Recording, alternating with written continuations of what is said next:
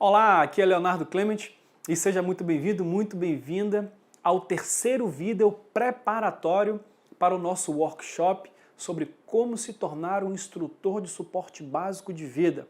E se você está vendo esse vídeo, isso significa dizer que esse workshop está bem perto, já que esse é o último vídeo a ser publicado antes do início do nosso workshop.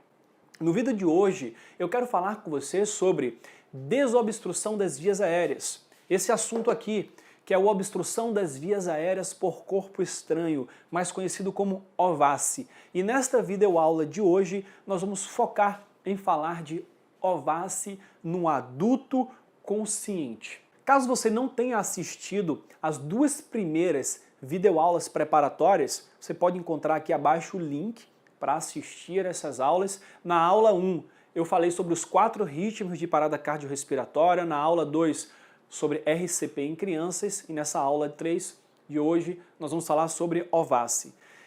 A ideia desse pré-workshop é te mostrar na prática como eu dou aula, como eu busco trazer esse conteúdo de forma didática e envolvente, e lá no workshop eu vou te mostrar os bastidores, o que tem por trás disso, como você pode também fazer palestras, videoaulas, se você quiser, cursos teórico-práticos, de forma que o seu aluno, que sua audiência aprenda de verdade, se interesse pelo assunto que você está ministrando, como você pode se tornar um instrutor credenciado, reconhecido no mercado. Esse vai ser o tema do nosso workshop.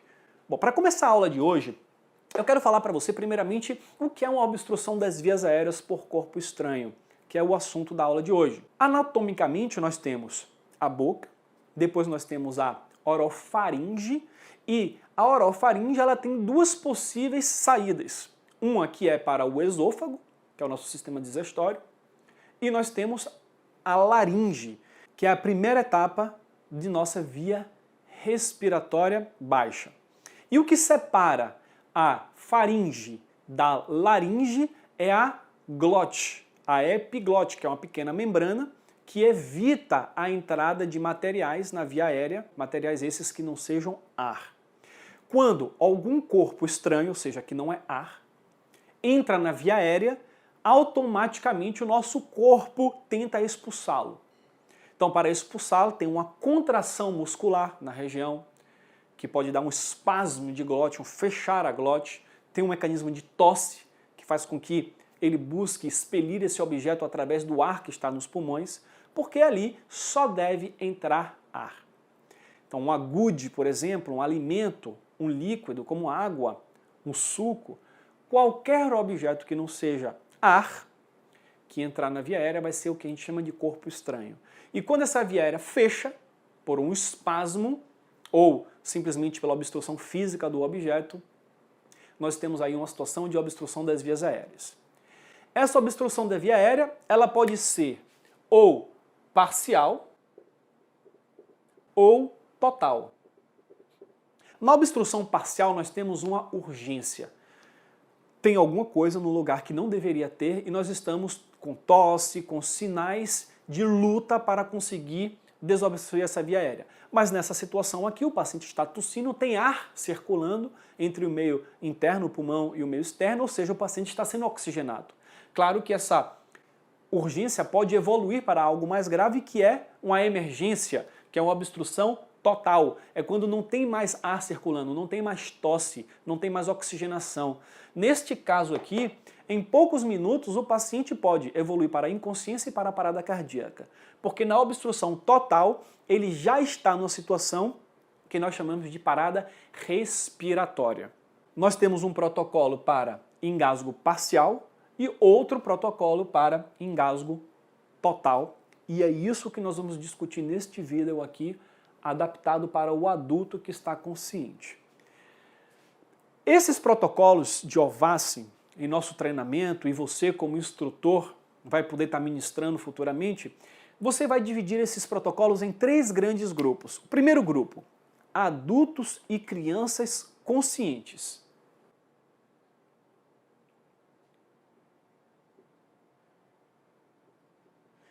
Adultos e crianças são tratados de forma similar. Tem algumas observaçõezinhas para crianças, porque são menores, mas a conduta, quando eles estão conscientes e engasgados, é a mesma. O segundo protocolo que nós temos é para lactentes conscientes.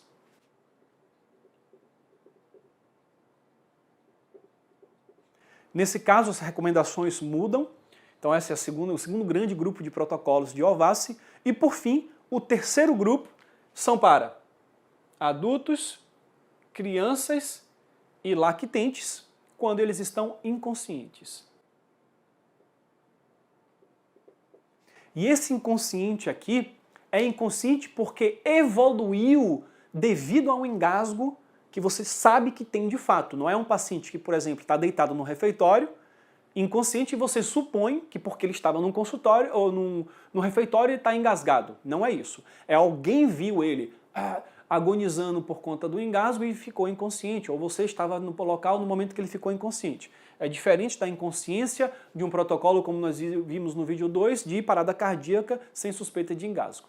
Então, basicamente, nós temos dois tipos de engasgo, parcial e total, e nós temos três protocolos: adultos, crianças conscientes, lactentes conscientes e, por fim, adultos, crianças e lactentes inconscientes. Neste vídeo de hoje, a ideia é falar para você sobre engasgo no adulto que está consciente e vamos ver o que acontece no parcial e no total. Para isso eu vou te convidar para esse lado do quadro. Então nós temos aqui adultos conscientes com engasgo parcial ou com engasgo total. Quando um adulto engasga, muitas vezes ele vai ter inicialmente o engasgo parcial. E isso aconteceu com certeza com você várias vezes. Você tossiu porque algum grãozinho de arroz, de farinha, entrou na via aérea. Ou até mesmo água na piscina, na praia, enfim. Isso acontece com todo mundo e na maioria das vezes esse quadro se resolve sozinho pela simples tosse. O nosso organismo tem esse mecanismo de defesa que faz com que o ar saia a centenas de quilômetros por hora para expulsar esse objeto. Portanto, o melhor mecanismo de desobstrução das vias aéreas que existe é a tosse. Nós, seres humanos, não conseguimos ser tão eficientes quanto a tosse. Por isso que, se o paciente está tossindo por conta do engasgo, você como socorrista, qual é o seu papel? Incentivar a tosse. Essa é a manobra que você tem que estar realizando aqui. Eu já entrevistei muitas pessoas em alguns materiais que eu produzi sobre engasgo e as pessoas costumam dizer, não, eu peço para levantar os braços, bato nas costas. Isso tudo não deve ser feito. Beba água. Beber água é quando tem algum bolo alimentar preso no esôfago. É diferente de uma obstrução das vias aéreas. Tá? Aquela sensação está doendo, você bebe alguma coisa para ajudar a descer. Mas se está na via aérea, beber água, beber algum líquido, não adianta nada, porque as vias são diferentes. Aqui você tem só que incentivar a tosse. Portanto, tussa, vamos lá, com força, isso, vamos. E aí tem duas opções. Ou o paciente vai desengasgar e voltar a respirar com mais tranquilidade, ou a segunda opção, esse paciente pode evoluir para algo pior, que é, como nós vimos anteriormente, um engasgo total. Pode evoluir para uma parada respiratória. Vai fechar a via aérea. E nesse momento o paciente vai fazer, na maioria das vezes, algo que nós chamamos de sinal universal da asfixia, quando ele coloca as mãos no pescoço e não consegue mais tossir, não consegue mais emitir nenhum tipo de som. Essa é uma parada respiratória e aí eu tenho que intervir, porque não tem mais tosse. É possível também que ele evolua diretamente, sem passar pelo engasgo parcial. No momento que está comendo uma carne, por exemplo, a carne vai para a via aérea porque ele deu uma risada, tanto que essa é uma recomendação de prevenção. Jamais falar ou rir quando nós estamos comendo alguma coisa, porque no momento da risada você vai puxar o ar e aí o alimento que está na boca pode ir para a sua via aérea. Portanto, no momento que você está com comida na boca, não fale, não ria, busque engolir antes de poder falar. Isso é uma recomendação que nós temos que passar para as nossas plateias. Pode parecer algo simples, mas que salva vidas de verdade. Então o paciente ele pode evoluir diretamente para o engasgo total. A carne obstrui a via aérea, está no total. Nesse momento eu tenho que intervir ativamente. E a intervenção mais eficaz recomendada é chamada de manobra de Heimlich.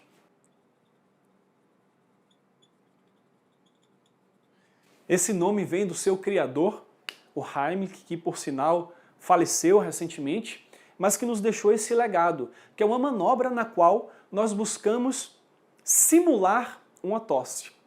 E para isso, nós vamos localizar a região do umbigo do paciente. É importante, claro, no início se identificar. Olá, meu nome é Leonardo, vou te ajudar.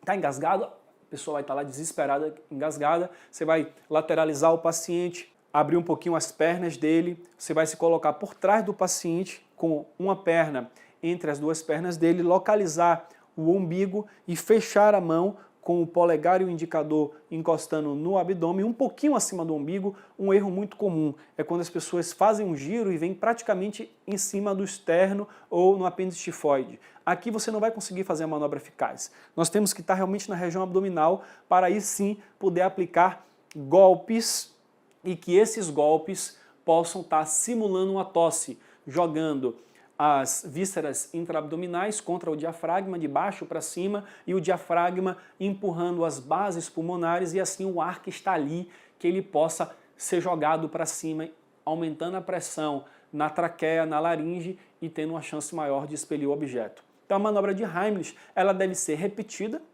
por várias vezes, com força, até ou o paciente desengasgar, ou até o paciente evoluir para a inconsciência, que é esse terceiro protocolo que nós falamos aqui. O paciente pode estar inicialmente com a via aérea obstruída parcialmente, tossindo. Incentivei a tosse, não consegui, ele obstruiu para uma via aérea, ele obstruiu a via aérea totalmente, que é a obstrução total com sinal universal da asfixia. Nesse momento eu entro com a manobra de Heimlich, como mostrado aqui. Várias vezes manobra de Heimlich, vários golpes. E aí eu posso ou desengasgar ou ele pode evoluir para a inconsciência. No momento que ele evolui para a inconsciência, é importante estar colocando esse paciente no chão, em decúbito dorsal, e aí começa o protocolo de inconsciência, um passo a passo. Não vou abordar nesse vídeo, para não ficar um vídeo muito longo, mas é um assunto que nós abordamos também em nosso programa de formação de instrutores e que você precisa dominar para ser um instrutor credenciado. Então a ideia desse vídeo foi te mostrar o que fazer em caso de obstrução das vias aéreas, total ou parcial, num adulto que está consciente. Ou eu incentivo a tosse na parcial ou manobra de Heimlich na total.